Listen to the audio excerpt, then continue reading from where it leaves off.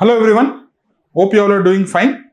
This is Gautam from Shailaja IAS, and in this video, we'll look into the issue of women reservation, especially on 131st Constitutional Amendment Bill, which has been recently introduced in Parliament in April 2026. Right? So, in this video, we'll first try and understand the 2023 Act, which was your 106th Constitutional Amendment Act. It was referred to as Nari Shakti Adhiniyam Act of 2023, which provided for 33% reservation for women. We'll look into the details of the act first, then we'll try and understand the reforms that has been brought in through your 131st Constitutional Amendment Act of 2026 and what are the challenges that still remain.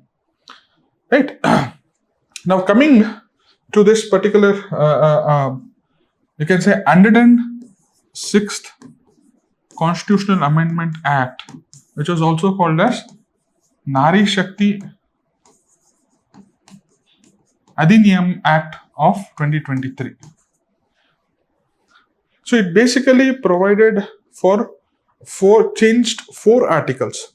First is your 239AA, which deals with your Legislative Assembly of Union Territory of Delhi.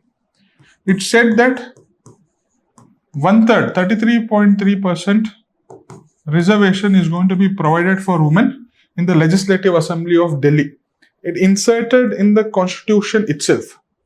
Next, 330A. It modified or amended this Article 330, whereby it said that the Lok Sabha seats, we are having currently 543 Lok Sabha seats. In that, 33.3% reservation is going to be brought for women.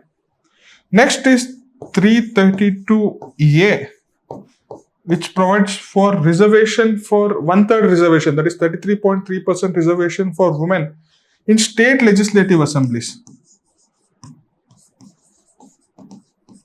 Right now we are having 28 states. So in all these 28 states legislative assemblies, 1/3 of the seats, 33.3% of the seats is going to be reserved for women. So this was considered as a landmark legislation, landmark victory. It was passed unanimously by the parliament. All 543 members, I think except 2 members, 541 members accepted and gave their approval for this particular act. So it was a landmark legislation. But if you look at the history of it, it is not like it is a one-day event. It has always been a dream and it has always been an effort for the last 3 decades. See, in your 1993, you add this 73rd and 74th Constitutional Amendment Act. 73rd and 74th Constitutional Amendment Act, which provided for reservation for women in local bodies and in panchayats, 1/3 reservation, at least minimum 1/3. 1/3 minimum. Some of the states went ahead and they gave 50% reservation. For example, states like Bihar have 50% of women reservation in its Panchayat Raj institutions at all the levels. At Gram Panchayat, at you can say Mandal Panchayat, and even at Zilla Panchayat. Likewise, even in urban local bodies, town municipality or corporation, there is 1/3 reservation that is applicable. And this particular act led to, you can say, nearly 15 lakh women leaders at the grassroots level. Women leaders at grassroots level. Earlier, women were only confined to the 4 walls of their homes. They are only confined with regard to cooking or taking care of children or taking care of the parents or taking care of husband. This amendment brought them out of the houses and put them at the core of public decision making, especially at your local levels. So women now add the agency, now add the awareness, now add the political power and political exposure. Obviously, there were criticisms saying that the women who were actually getting elected, they were controlled by their husbands or they were dictated by their husbands. That was only a 1 or 2 time phenomenon. Eventually, what happened is women came to know how politics works, and women began to have their say in the decision making process. And it is said that the voices of women helped push some of the issues like sanitation, issues like education, issues like health, issues like girl empowerment into the forefront of your policy making, into the forefront of your governance and administration, right? So that is considered as a huge success. In fact, they wanted to extend these reservations even at state legislative assembly and parliament. And in 1996 itself, under Devegowda government, they introduced a bill and it was passed even in the Rajya Sabha. It was passed in Rajya Sabha.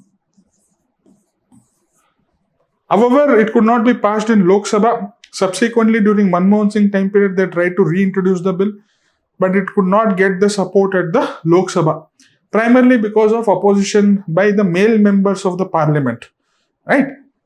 But the 23rd Nari Shakti Act under the leadership of Narendra Modi ji was able to get the parliament approval, and it clearly provided for 33% of the reservation in Delhi Legislative Assembly, 33% of the reservation in Lok Sabha seats, including reservations in SCs and STs.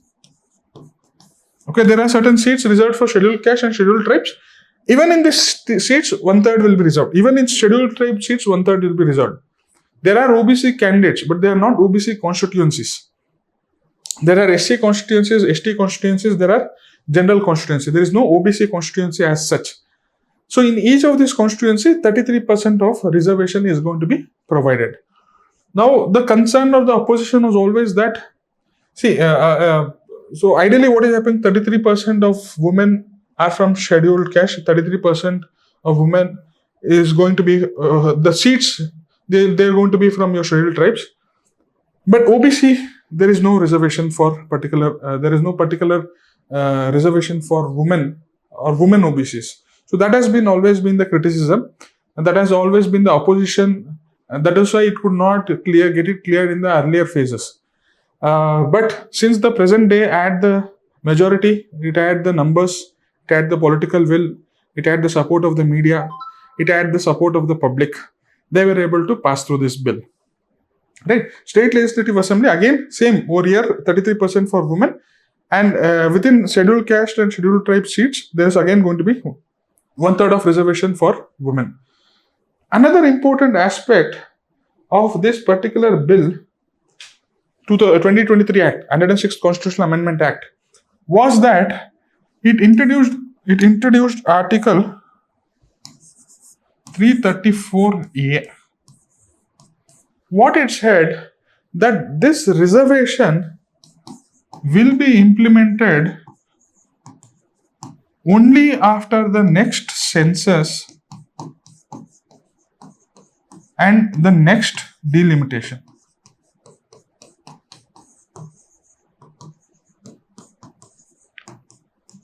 See, it was passed in 2023. 2024, there was a Lok Sabha election. Again, 2029, there is a Lok Sabha election. They could not implement it in 2024. Why? Because this 334 Article A clearly had mentioned that reservation is going to be implemented, or they linked the reservation being implemented with the next census and the next delimitation exercise that is going to take place. And they also said that this reservation benefit will be for 15 years. After 15 years, again the parliament has to get approval and further extend it. So this was the provision that was present in your 2023 Act, or 106th Constitutional Amendment Act.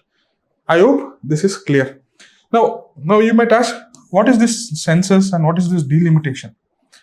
See, India as a country needs to be divided into various constituencies. Okay, needs to be divided into various constituencies, whereby roughly each constituency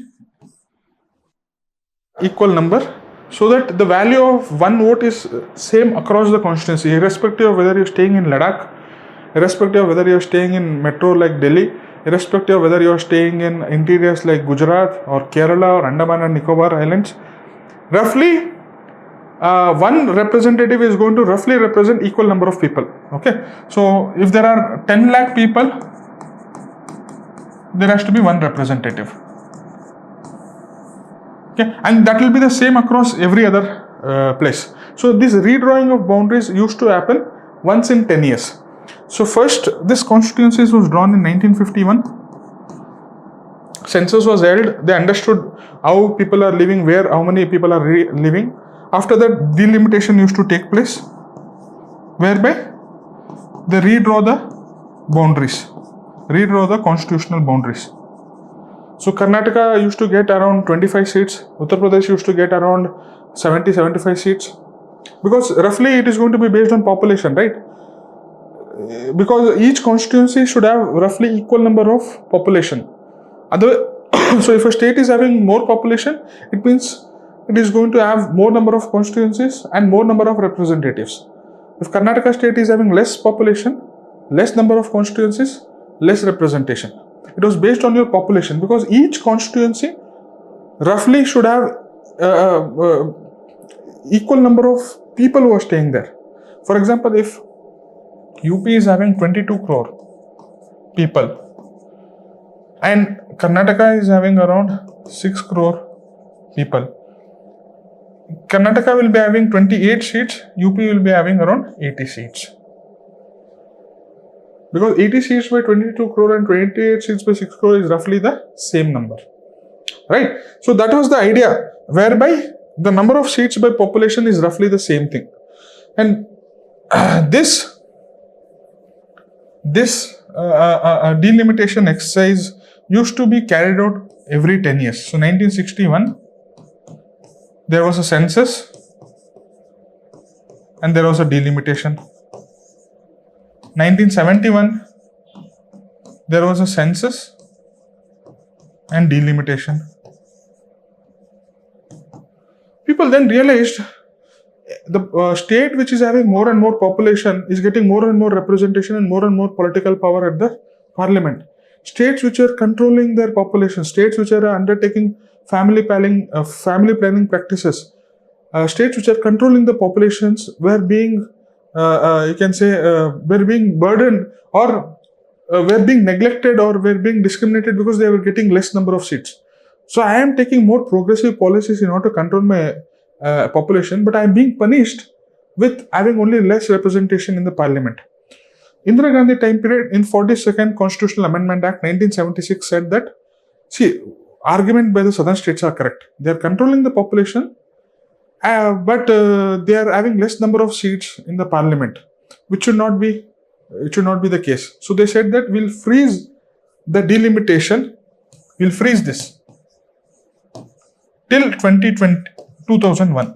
For the next 25 years, I'm going to freeze it because it was passed in 1976. So for the next 25 years, delimitation is not going to happen. So whatever is the existing number of seats, whatever is the existing number of constituencies in each of the states is going to be fixed as per the 1971 census. 2001, again Atal Bihari Vajpayee government came. They had an opportunity. Should we again redraw the boundaries and according to the new population scenario? No.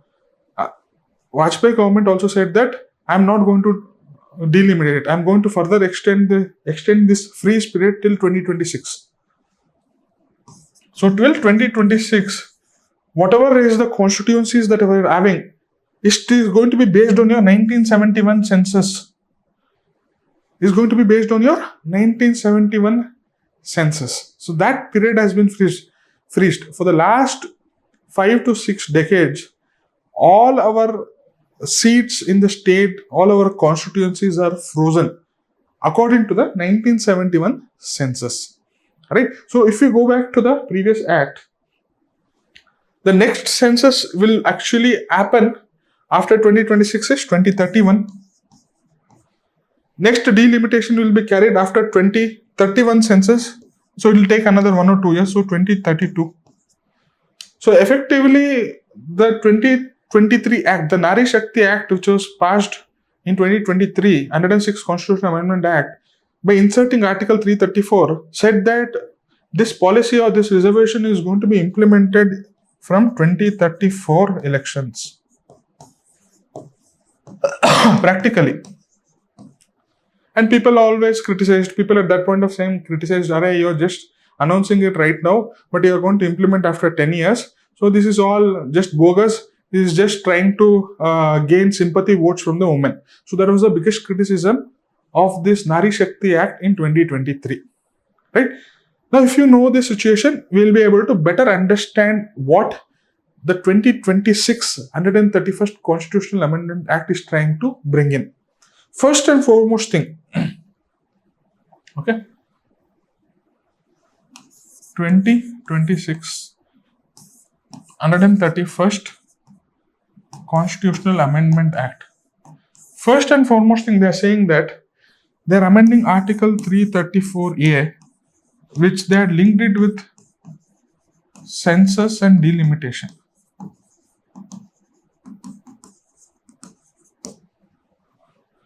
They're linked it. Okay, the reservation is going to be starting after the 2026 census and subsequent delimitation. That is what they said. But that delinking part is now removed. So this is now removed. This is no more there. 131st Constitutional Amendment clearly says that if you want to conduct reservations, you can conduct even now. They are not linking it with the census. They are not linking it with the delimitation part of it. Right? So effectively, they can be implemented from 2029 general elections, Lok Sabha elections itself.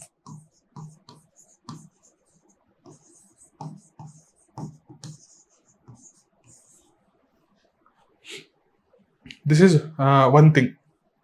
Now, another important aspect of this 131st Constitutional Amendment Bill is it is trying to amend Article 81, 80, Article 330, all those things by trying to increase the number of seats. And they are linking it with women reservation. I'll tell you why. See, right now we are having 543 seats. 1/3 of this is what? Around 180 seats. And there's going to be huge resistance because only 10% of them are actually women. 95% of 543 seats are men. Tomorrow you bring in a law and say that 1/3 of the seats should be reserved for women. There's going to be huge internal resistance. People will say, "Arey, ye to mera ilaka tha. This was my area, and now they're snatching it away and giving it for women." So implementation of this women reservation is going to become very difficult. In order to get political consensus within the BJP political party itself, it is going to be difficult. Because all the male politicians will say, "You are eating on our stomach. You are taking away my power. I have built my political career for a long period of time, and today you come and say that my seat has to be reserved for a woman." So there is going to be huge political resistance. In order to overcome this resistance, the government says that, okay, we are not going to touch the existing seats. Whatever power equations you are having, whatever political power people are having, we'll keep it like that. Right? I'm not going to take away your, for example, this is the cake. Each person is having particular slice. 543 people, each one of them are having some particular slice. They will say that I will not touch this. I'm not going to take away your cake. I'm not going to take away your political power. Instead, I'll add new seats.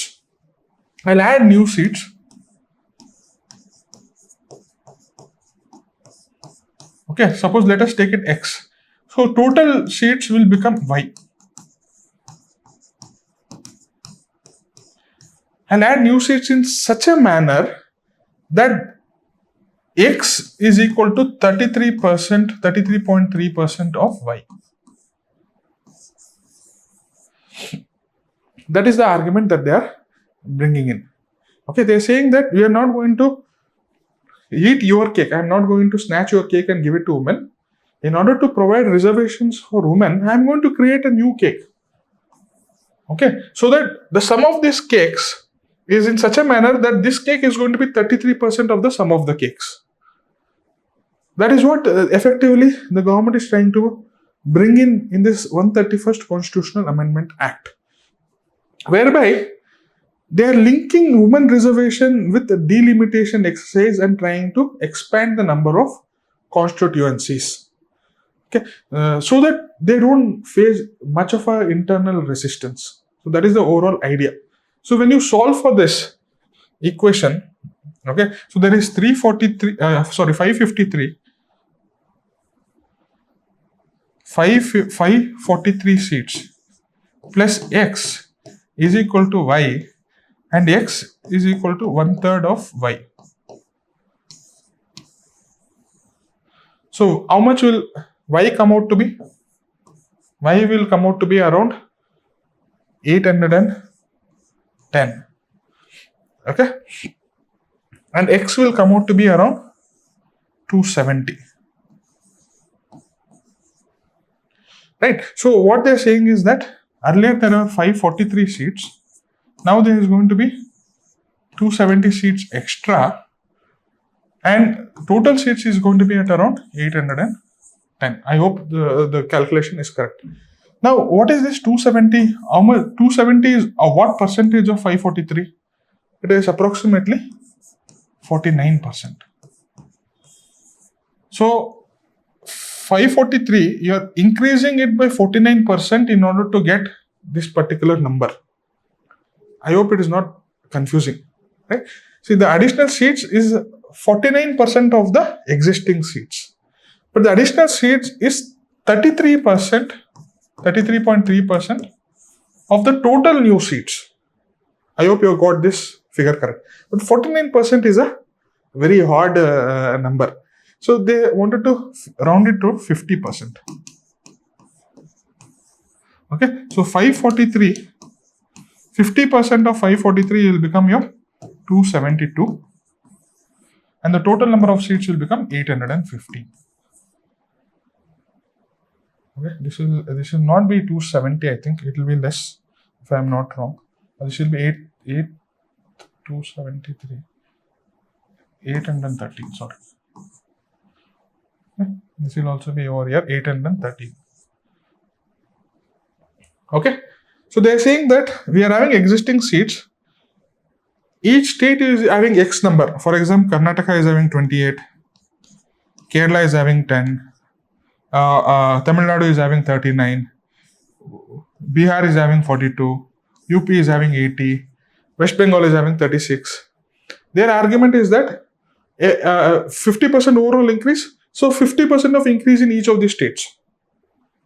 So cumulatively, it will come out to 815, and in that 815, 1/3 of the seats is going to be reserved for women, which is your 272 seats. Your 543 seats is going to remain as is. Like whoever are the political equations in this 543 seats, they will not be effectively disturbed. Okay, so rather than you can say taking away from the cake and giving it to others, they are saying that I'll bring a new cake, and that cake will be almost 1/3 of the total cakes, and that 1/3 I'll distribute it to the women. This was the same logic which was used by UPI government when it brought in Higher Education Amendment Bill, where it provided for reservation for the backward sections of the society for OBCs. Right?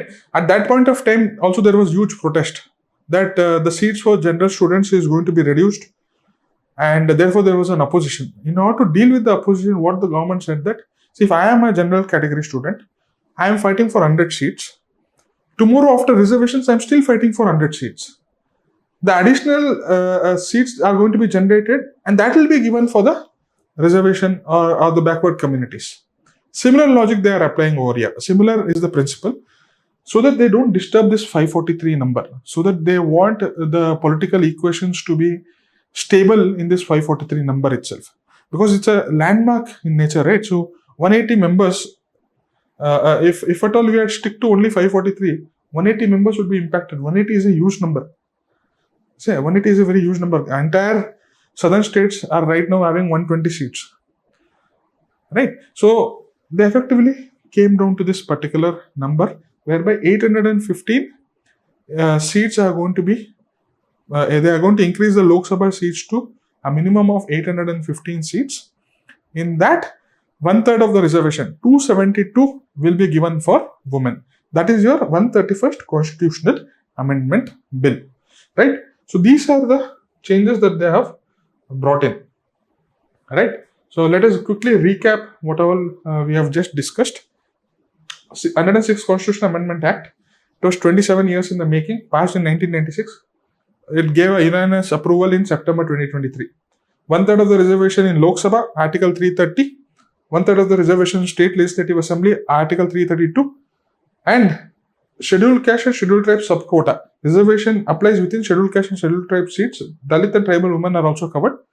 It is also going to be provided reservation for in the Delhi Legislative Assembly. Right? No OBC quota. OBC women are not separately covered, and it was a major opposition criticism. They had a sunset clause where reservation continues 15 years and Parliament can extend it further. Delimitation was locked. That Article 334A linked implementation to the next census and delimitation, which delayed the rollout part of it. Now 2026 amendment which they have brought in, first they have delinked the census part of it. Okay. And whatever is the delimitation that is going to happen, in fact, the 131st Constitutional Amendment Bill, it is not only dealing with your reservation for women, it is not only dealing with increasing the number of seats in Lok Sabha, but it is also dealing with the delimitation part. Until now, it was frozen, 2026. I told you. Indira Gandhi time period, 1976, froze it according to 1971 census until 2001. 2001, Atal Bihari Vajpayee came, said that I am going to continue the freeze for next 25 years until 2026. 2026, the freeze has now been unlocked, and one of the provisions of this 131st Constitutional Amendment Bill says that I am going to go for delimitation with whatever is the latest census data available. Latest census data should actually have been 2021. Every beginning of a decade, the government conducts census exercise from 1870, 1880 onwards. Every year they conduct exercise. Every decade they conduct this census. 1850, 1951, 61, 71, 81, 91, 2001, 2011 they conducted census. 2021 they could not conduct census, primarily because of COVID-19 pandemic. So the provision of 131st Constitutional Amendment Bill says that let us unfreeze the 2026, let us go for delimitation with the latest census data available. What is the latest census data available? 2011 census. So whatever is the redrawing of constituencies which is going to happen for that 815 seats will be based on 2011 census. But each state will be having 50% of the existing number of seats. That is what is the bill all about. I know it might be a bit confusing for you, but you just remember these things. 272 seats are going to be reserved for women in an enlarged Lok Sabha of 815 seats. Right? And the target is 2029. They want to implement the target right now. Right? In fact, they are conducting census in 2027. In fact, they have started it. They have started right now. 2026, they have started digital census. But the census is such a long period, it will take almost 1.5 to 2 years to complete the exercise. So it will be ready only by 2028 beginning. And after that, again, delimitation is going to take another 1 year of exercise. So they will not be able to achieve the target in 2029. Therefore, they said that nothing doing. We will go back to our 2011 census is there. Take that, delimitate, go for delimitation, increase the number of seats, provide 272 reservation for women in 2029 Lok Sabha elections. Right? Again, as I told you, the reservation for scheduled caste is also now going to be increased from 84 to 136. For scheduled tribes, it is going to increase from 47 to 70. And OBC reservation is still not there. Okay? And there is going to be no male displacement. So they are expanding the total number of seats so as to neutralize any political resistance from the incumbents. That is what I told you. And that is what I had explained you in detail. Right? Now, what are the concerns over here? The first concern is always the Sarpanchpati problem, where husbands can exercise a real power behind the elected women representatives. That is going to happen for 1 or 2 terms. But eventually, in the long run, over a time horizon of 40 years, 50 years, women will be empowered, women will understand the real mechanics of politics, women will play a central role in government and policy decision making process. Right? Rotation is going to hurt accountability. See, this one-third reservation I told you, for example, there are 840 seats. First 242 seats will be reserved for women. The next term, another 242 seats will be reserved for women. Another term, another 242 seats will be reserved for women. So this will keep on continuing. So this rotation might sometimes hurt accountability. So I may not be able to effectively gauge that a woman representative has made any drastic difference at the ground level or not. So the accountability part of it is going to be challenged, is the concern at a local constituency level. But obviously, at a much more broader level, if you look at a longer time horizon, they are going to bring a substantive change. Again, no OBC quota has been given. And another bigger criticism is elite capture. Now, who will be these 272 women who will be contesting elections? Mostly they will be from your political families. All these dynastic political families, they will only field their wife or daughter-in-laws. They are only going to field them for contesting elections. So that is one of the big concern. So whoever are the elites, they are going to further entrench their grip on the society. Next is your structural barriers are still persisting. Okay, there is still patriarchy, there are still restrictions on women. The party ticketing is again still controlled by rich and the affluent people, by caste equations. Women are still not having sufficient financial power. Women are still burdened with care work. Okay, so these are the structural social barriers that continue to be in place. So just because we are announcing a political landmark decision doesn't mean that all these problems are going to go away. That political decision or that political empowerment as needs to become a tool in order to bring about a social empowerment. So that is what is one of the concerns that they're saying. It is not going to stop at the representation or reservation. It needs to go beyond, and it needs to address all these root problems for the true empowerment of women. Right? So that is all about the issue. I hope you got a fair bit of an idea on it. Let us look into one of the question. Reservation in legislation is necessary, correct, but not a sufficient condition for women's meaningful political participation in India. Examine the statement with reference to structural barriers, proxy representation, and lessons from Panchayat Raj institutions. So they are asking you the arguments in favor of reservations for women and the challenges or the obstacles that continue to afflict women, right? So I hope you'll be in a better position to answer this after listening to the video. Write your points, even if it is structured, not structured, value additions, not value additions. Write it and you can send it to me on this mobile number, either on WhatsApp or on Telegram, or you can mail it to me on this email ID. So looking forward for your feedback, looking forward for your doubts, looking forward for your comments. All the very best.